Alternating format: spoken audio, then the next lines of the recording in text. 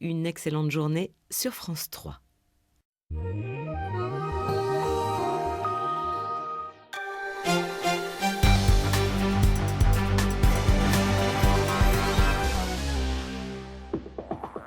Madame, monsieur, bonjour. À la une de votre journal des Alpes, l'annonce était redoutée. ST Microelectronics supprime 430 emplois en France.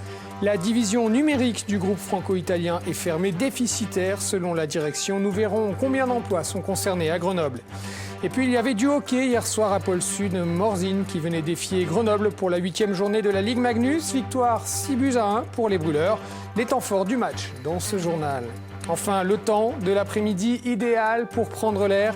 Un ciel des Alpes à peine voilé et des températures douces en cette fin janvier, entre 7 et 14 degrés selon l'altitude. Le vent de sud souffle en vallée du Rhône. C'est donc un plan de départ volontaire qui a été annoncé hier par la direction de ST Microelectronics qui, vous le savez, est très implantée à Grenoble et à Crolles. La suppression de sa division numérique, les fameuses box pour téléviseurs, 430 emplois supprimés en France, des emplois en recherche et développement. Voilà qui sème le trouble parmi les salariés. Le reportage de Xavier Schmitt et Didier Albrand ce matin. Le site grenoblois de ST Microelectronics, il emploie 2000 personnes environ, en majorité des ingénieurs concepteurs. Beaucoup sont concernés par l'abandon de l'activité des décodeurs pour la télévision et Internet. Inquiétude et amertume. On sait très clairement qu'il y a des choix qui ont été faits par notre top management qui ont conduit à des situations de perte financière. Et donc aujourd'hui, ce qu'on pense effectivement, c'est un abandon, c'est une solution de facilité. On a fait des erreurs dans le passé, essayer de corriger ces erreurs, ça semble difficile. On préfère abandonner la partie. Trop de pertes financières, c'est la raison invoquée par le fabricant franco-italien de semi-conducteurs. Elle était dans l'air depuis plusieurs mois, mais pas la suppression de 1400 emplois dans le monde, dont 430 en France. Les représentants du personnel dénoncent une stratégie plus financière qu'industrielle. De toute façon, l'activité est en déclin. Dans cette stratégie-là, il faut absolument changer de stratégie. Nous avons pression auprès des politiques, mais nous ferons agir aussi les salariés pour que ça change, parce que sinon, on va aller un jour ou l'autre sur une fin d'activité. Quelques 150 emplois doivent être supprimés en France dès cette année, sous forme de départ volontaire. Les taxis toujours mobilisés à Paris contre la concurrence des véhicules de transport avec chauffeurs, des artisans taxis qui peuvent pourtant cumuler leur profession avec celle de conducteur de VTC. C'est un droit qu'a obtenu une société grenobloise. Elle a saisi le Conseil constitutionnel pour cela. Les explications de Xavier Schmitt et Grégory Lespinasse. Alexandre Marillet est chauffeur de taxi, mais il exerce une seconde profession. Il est aussi conducteur de VTC, véhicule de transport avec chauffeur. Le Conseil constitutionnel vient de lui reconnaître le droit de cumuler ces deux activités. Il a créé son entreprise de VTC en 2009 avec 2 associés, également chauffeurs de taxi. On a commencé par développer ce service qui était plus haut de gamme que le taxi. Donc effectivement, dans un but unique d'augmenter notre potentiel client et notre chiffre d'affaires, bien entendu, mais c'était également fournir une alternative au transport que je qualifie de milieu de gamme, qui est le taxi. En 2015, Alexandre Marillet avait déposé une question prioritaire de constitutionnalité. Il contestait un article de loi, la loi Thévenoud, qui rendait incompatibles les deux professions. Motif, la lutte contre la fraude dans les transports de malades. On a démontré devant le Conseil constitutionnel que le risque de fraude en réalité n'existait pas. Pour une raison simple, c'est que pour le transport des malades, seuls les taxis et les véhicules sanitaires légers, donc les ambulances, étaient conventionnés et donc le risque de fraude pour les VTC de faire ce type d'activité de transport de malades n'existait pas. Pour le Conseil constitutionnel, le législateur a porté une atteinte injustifiée à la liberté d'entreprendre. Ça faisait vraiment partie de notre activité dès le départ. Donc à partir de là, je ne comprenais pas pourquoi on devait nous dire du jour au lendemain, vous devez choisir telle ou telle activité, alors qu'on a créé des investissements, alors qu'on a démarché de la clientèle, et c'était choisir entre tout ça. Je ne trouvais pas ça normal du tout simplement. Reconnues compatibles, les professions de taxi et de VTC restent soumises à des règles distinctes. Mais après plusieurs dispositions invalidées, le flou juridique de la loi Thévenoud n'est pas totalement dissipé. Comment savoir si son habitation est bien isolée? C'est une question que l'on se pose quand le froid est là. Eh bien, depuis l'an passé, il est possible de faire le diagnostic soi-même grâce à un thermokit, un équipement mis à la disposition du public par certaines associations. Denis Vinauduguet et Jean-Pierre Rivet. Nous sommes à Mété, au siège de Prioritaire, l'espace Info-Énergie de la Haute-Savoie. L'association propose des actions pour sensibiliser et mobiliser le public sur les thèmes de l'énergie, des déplacements et de la consommation responsable. Très concrètement, nous sommes là pour apporter des conseils indépendants et gratuits à toute personne qui nous sollicite pour parler d'économie d'énergie, que ce soit dans le logement ou dans les déplacements. Voici l'un de ces outils, la mallette thermokit. Dans cette mallette thermokit, on va retrouver donc, la fameuse caméra pour la thermographie infrarouge. Ensuite, on va retrouver un thermomètre de surface, donc infrarouge également. Avec cette valisette, le particulier dispose de tout le matériel technique nécessaire pour procéder lui-même à l'analyse de son logement. Un livret explicatif lui est fourni ainsi qu'une fiche de renseignement sur l'état du bâtiment en matière d'isolation et de chauffage. L'outil principal demeure la caméra, qui fournit des images infrarouges. Les zones les plus froides en bleu et les plus chaudes en rouge puis en blanc. Une démarche qui ne peut se faire qu'en hiver, car le chauffage de l'habitation doit fonctionner et il est impératif qu'il y ait au moins 10 degrés d'écart de température entre l'extérieur et l'intérieur. C'est ensuite aux techniciens de Prioritaire de procéder à l'analyse et à l'interprétation des éléments fournis. Là, on va avoir des problèmes de pont thermique avec une dalle porteuse et des murs de refend. Ce qu'on voit surtout, c'est vraiment la dalle porteuse qui est plus chaude que les murs extérieurs. Donc, en effet, c'est les calories de l'intérieur qui vont s'enfuir par cette dalle. Après, la seule solution qu'on a par rapport à ça, c'est de faire une isolation par l'extérieur. En Rhône-Alpes, les mallettes sont prêtées aux particuliers par des associations du type de la GEDEN. Une nouveauté cette année en Haute-Savoie, les conseillers Info-Énergie de Prioritaire interviendront dans les quartiers des communes qui accepteront de s'impliquer dans cette démarche. Et nous partons maintenant pour l'hôpital de Grenoble. La tronche derrière les portes et malgré le dévouement du personnel soignant, beaucoup de personnes âgées souffrent de l'ennui, de la solitude. Eh bien, une association phare vient apporter de la vitalité auprès des patients en gériatrie. Elle cherche des bénévoles pour animer ces temps d'échange. Isabelle Colbrand et Jean-Pierre Rivet. Un après-midi comme un autre au pavillon Élysée-Chatin de l'hôpital Michalon. Pour les patients réunis dans le forum, un moment de détente encadré par une dizaine de bénévoles. Blouse jaune et cœur à la main, ces derniers ont été formés. Aujourd'hui, ils interviennent avec plusieurs missions. Visite dans les chambres, lecture, écoute et chacun y trouve son compte. Oui, ça fait du bien parce que sinon dans la chambre, on est vraiment...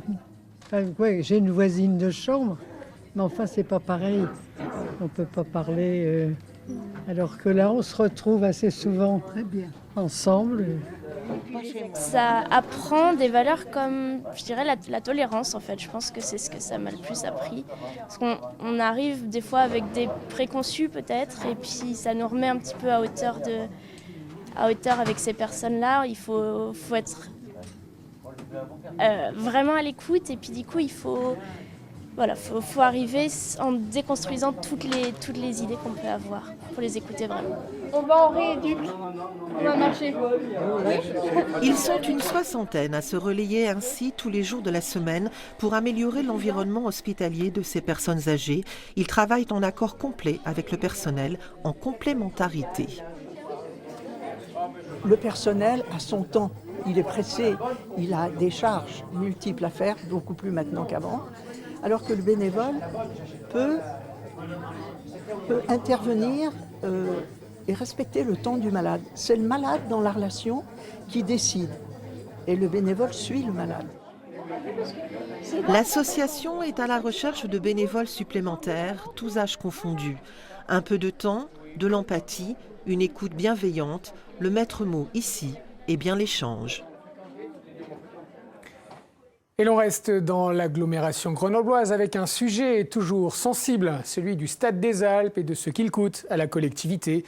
Il y a 3 ans, l'arrivée d'un opérateur privé devait améliorer les choses. On voit tout cela avec ce dossier signé Aurélie Massé, Yves-Marie Glo et Jean-Pierre Rivet. Déjà 8 ans qu'il a ouvert ses portes. Plus de matchs, quelques gros événements. Au fil du temps, le Stade des Alpes s'est un peu réveillé. Mais dans l'esprit de nombreux Grenoblois, il reste le symbole d'un gaspillage d'argent public. Ça m'évoque un stade qui n'est pas beaucoup utilisé en ce moment. Ça m'évoque une grosse dépense. Il semblerait qu'ils fassent des cours de Zumba dedans maintenant, donc apparemment il faut trouver un moyen de le rentabiliser. De 2008 à 2011, le Stade des Alpes, c'était 1 850 000 € de charges par an pour la métropole qui le gérait en direct. En 2012, l'arrivée d'un opérateur privé devait permettre de réduire l'ardoise. On attendait beaucoup de cette délégation de services publics. D'entrée de jeu, quels que soient les résultats, quel que soit l'avenir de cette DSP, nous allons moins dépenser pour la vie de ce stade que nous en dépensons à l'heure actuelle. Contrat non tenu. La première puis la deuxième année d'exploitation, la métro a versé 1 900 000 € de subventions à l'exploitant. En 2014, ce fut ensuite 1 400 000 €, aide reconduite l'année suivante. Un léger mieux, certes, mais avec l'arrivée d'un club professionnel au stade, la facture n'aurait pas dû excéder 650 000 €. Il y a dans les contrats initiaux la subvention de fonctionnement et après vous avez la subvention pour absence de club résident. Dans la mesure où vous avez aujourd'hui un club résident, le FCG, cette subvention contractuelle dans la DSP de 2012, elle ne peut plus être payée. Il y a un club résident. Mais le modèle économique du stade ne permet pas de subvenir à tout le coût de fonctionnement du stade si on ne paie pas une partie de cette perte comme une subvention supplémentaire. En clair, même avec un club de top 14, l'exploitant ne s'en sort pas. Et les quelques commerces et autres activités du stade ne génèrent pas assez de recettes pour se passer des subventions publiques. Pour cet économiste, c'est le modèle qui n'est pas bon. En France, on est toujours dans le ni-ni, c'est-à-dire qu'on n'est ni dans le pur public ou le pur privé, on n'assume pas véritablement ses choix. Alors là, on a construit le stade, donc c'est la puissance publique qui a construit ce stade et qui s'est endettée. Et en même temps, on fait exploiter le stade par une structure privée. Et comme on sait que l'exploitation n'est pas véritablement rentable, on met un petit peu d'argent dans la caisse de la DSP pour attirer quand même des privés pour venir exploiter ce stade. Drôle de système. Le Stade des Alpes coûte donc encore très cher aux contribuables. Une situation qui amène ces détracteurs de toujours, proches de l'actuelle municipalité, à envisager une autre voie. On s'interroge sur est-ce qu'il faut reprendre ça en gestion publique. Le stade n'a pas été fait pour ces activités extérieures, il a été fait uniquement pour du football. Autre option, qu'une société réunissant le FCG et le GF38 sur la voie de la remontée exploite le stade. L'idée est évoquée côté rugby. Sa force, des clubs qui, à la différence des collectivités, connaissent le business des stades. Voilà, il y a un magazine complet à découvrir ce soir à 23h25 après votre Soir 3 et l'émission Enquête de région spéciale Grand Stade présentée par Pauline Allot. Du Stade des Alpes à la patinoire Pôle Sud avec la rencontre entre les Brûleurs de Loups et les Pingouins de Morzine des Hauts-Savoyards. Lanterne rouge du championnat fragilisée par le limogeage de leur entraîneur la veille du match. Le score est à l'image des troupes, du moral des troupes. Le résumé du match avec Maxence Regnault et Maxime Kemener. Les matchs faciles n'existent pas et ça les Grenoblois vont s'en rendre compte. Morzine, lanterne rouge et sans coach depuis la veille va faire une entame tonitruante. Pressant et solidaire, les Hauts-Savoyards ouvrent le score après seulement 3 minutes sur une erreur de jeunesse du jeune gardien Corentin Noré, sorti de sa cage. À ce moment-là, on pense que l'électrochoc attendu a peut-être eu lieu, mais quand rien ne va, rien ne va. À 5 minutes de la fin du premier tiers, Morzine perd son meilleur buteur Edgar Romjakov, commotion cérébrale et début de la fin pour les Pingouins. Le coup des play-offs, des play-downs, pour nous, ça avait peu d'importance, qu'on voulait surtout s'atteler au process, en fait, à la façon de faire.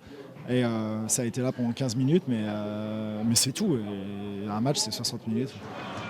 Devant pendant l'intégralité du premier tiers, Morzine va sans réelle explication s'effondrer. En un peu plus de 20 minutes, Chouinard et Bouchard notamment vont mettre sur orbite des Brûleurs de Loups, enfin conquérants. À la fin du deuxième acte, Grenoble mène largement, 5-1. On a poussé à 4 lignes, on a mis beaucoup de palais derrière leurs défenseurs, on a mis de la pression. Puis écoute, on savait qu'à un moment de l'autre, ça va commencer à payer. Puis écoute, en faisant les petites choses bien, en jouant notre hockey à nous, on a marqué le but qu'il fallait. La suite, c'est un match maîtrisé facilement par Grenoble. Les quelques velléités offensives des Pingouins sont arrêtées par Corentin Noré, encore impeccable. De quoi donner de l'espoir à un mois des playoffs. On sait que dans une saison, il y a des hauts, des bas, donc l'important c'est que quand on est haut, de rester haut et de faire attention à ne pas se laisser emporter vers la facilité. Le prochain match à prendre au sérieux, c'est vendredi avec la réception d'Angers. Pour Morzine, un nouveau coach devrait arriver, mais il faudra faire vite, car dans un mois, commence déjà la poule décisive pour le maintien. Et l'on file à Schladming maintenant en Autriche pour la Coupe du monde de ski, le slalom messieurs hier soir. Et le jeune Norvégien Henrik Kristoffersen qui a encore raflé la mise à 21 ans, 6e victoire en 7 courses cette saison. Et dans le clan français, c'est pas la joie. Alexis Pinturo termine à la 15e place, Julien Liseroux à la 12e et Jean-Baptiste Grange avec le 14e temps sur le général. Une idée de sortie pour finir. Le Théâtre de Poche de Grenoble accueille cette semaine une proposition musico-théâtrale originale. Elle est intitulée « Je n'ai rien contre le réveillon ». 4 personnages autour du thème de l'amitié. Damien Borelli, Yves-Marie Glo. Jérémie, nous sommes des prédateurs. Nous avons besoin de proie. Depuis 10 ans, nous n'avons rencontré personne. Oh. Désireux de changer de vie, Jérémie veut rompre avec son passé. Dominique, l'une de ses plus proches amies, essaye de le comprendre. Alain Klingler et Sophie Rockwell ont écrit une drôle de partition dans laquelle un quatuor d'amis joue et rejoue leurs relations passées. En toile de fond, cette grave question, comment rompre une amitié à l'amiable ? En effet. Il y a des ruptures amoureuses qu'on arrive à résoudre. J'ai l'impression que l'amitié, c'est plus compliqué. C'est tellement une part de nous incroyable, l'amitié. Et le projet de cette pièce, c'est ça. Ça parle de l'amitié, de ce garçon qui veut rompre avec son entourage, non pas parce qu'il ne les aime plus, non pas parce qu'il a un problème avec eux, parce qu'il pense que la vie l'attend ailleurs, qu'il y a la grande vie rimbaldienne, on va dire. Il y a une espèce de projet artistique en lui. Running, rushing back for more, I suffered fools so gladly. Truffé de références artistiques, Je n'ai rien contre le réveillon est une succession de performances, comme cette reprise de Madonna, interprétée par Chloé Mons. La dernière épouse d'Alain Bachung n'a pas hésité à s'embarquer dans cette aventure. Enfin, moi, ce qui me plaît beaucoup dans le projet, dans le petit monde d'Alain, parce qu'il nous fait rentrer dans son petit théâtre, je dirais, avec ses lectures, les films qu'il voit, les musiques qu'il écoute. Enfin, d'un seul coup, on rentre quand même dans son monde. Et donc, il y a toute cette fantaisie, on peut parler de fantaisie, où ça chante, c'est très vivant, comme ça on passe de la chanson à des références littéraires, etc. Et en même temps, c'est très mélancolique. Tu as entendu la rumeur ? Oui, comme tout le monde. Je l'ai juste mis sur mon blog. Alors elle s'est propagée ? Sûrement un peu. C'est la destinée des rumeurs. Dis-moi ce que tu penses. J'aime aussi. Mélancolique et glamour à la fois, ce spectacle théâtro-musical est à découvrir dans l'intimité du Théâtre de Poche de Grenoble jusqu'au 30 janvier. Avant de vous quitter, je vous rappelle ce qui a fait la une de ce journal. L'annonce qui était redoutée, ST Microelectronics, qui supprime 430 emplois en France, 1400 dans le monde. La division numérique du groupe franco-italien est fermée, déficitaire selon la direction. Des emplois en recherche et développement à Grenoble sont concernés. C'est la fin de ce